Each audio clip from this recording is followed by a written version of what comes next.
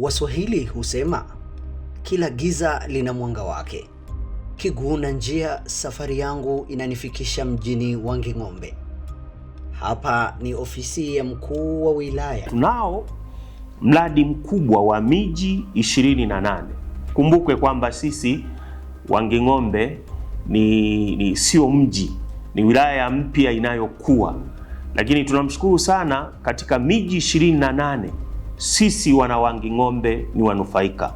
Tulipokea fedha bilioni 43 na milioni 700 kwa ajili ya utekelezaji wa mradi huu. Mradi huu kwa ujumla tunatarajia utuzalishie jumla ya lita milioni 13 kwa siku. Kwa hiyo unaweza ukaona tayari ile upungufu tuliokuwa nao unaenda kupata suluhu kupitia mradi huu wa miji 28.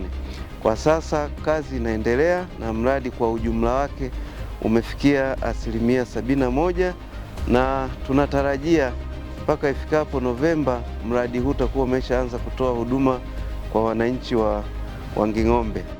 Hapa ni hospitali. Hasa kipindi cha kiangazi, changamoto ya maji ipo, na kuna wakati huko maodini hali inakuwaga sio nzuri kabisa. Na huku ni mtaani. Mwanzoni tulikuwa tunateseka sana kwenye swala la maji, unajikuta unapoteza muda mwingi.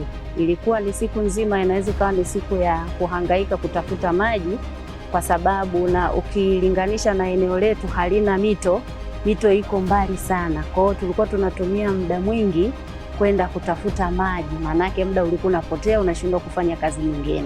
Sababu kuna wakati maji yanahitajika afu nakuta yanakatika. Ukianza kwa unashindwa kuingia darasani kwa wakati, unakosa vipindi kwa sababu tunatafuta maji. Ilipelekea mpaka maji tunanunua pikipiki moja wanatuletea kwa shilingi 3,000.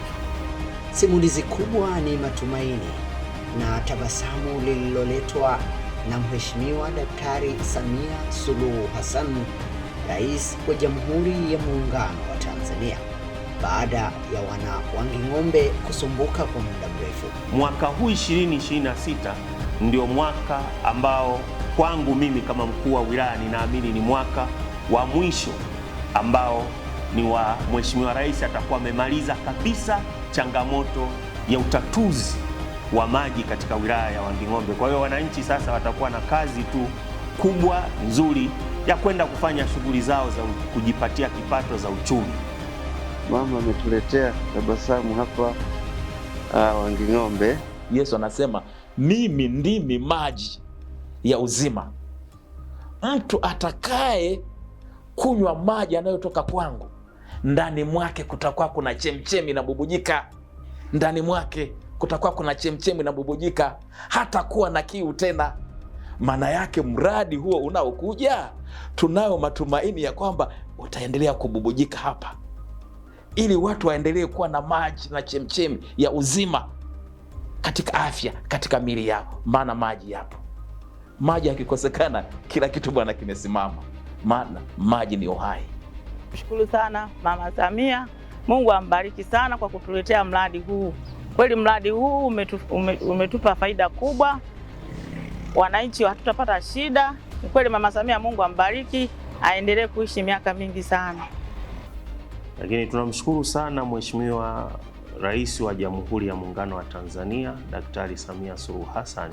Sisi kama wana Wanging'ombe tunamwambia asante sana katika jukumu zima la kuongoza nchi, lakini katika jukumu hasa la utekelezaji wa miradi ya maji katika wilaya yetu ya Wanging'ombe. Ama kweli mafanikio hayaji kwa bahati tu, bali pia kwa bidii na moyo wa kujituma. Mvumilivu hula mbivu. Tukutane Krismasi mjini Wanging'ombe, tukijivunia uthubutu wa Rais Samia Suluhu Hassan wa kuhakikisha kuwa changamoto ya maji mjini Wanging'ombe inabaki kuwa historia. Nachoweza kusema kwamba kwa mwaka huu 2026 tutarajie nini wananchi wa Wanging'ombe? Tutarajie kuwa na Krismasi njema ambayo maji yatakuwa ni ya kutosha, maji wataogelea wananchi, kwa sababu mradi huu utakuwa umekamilika.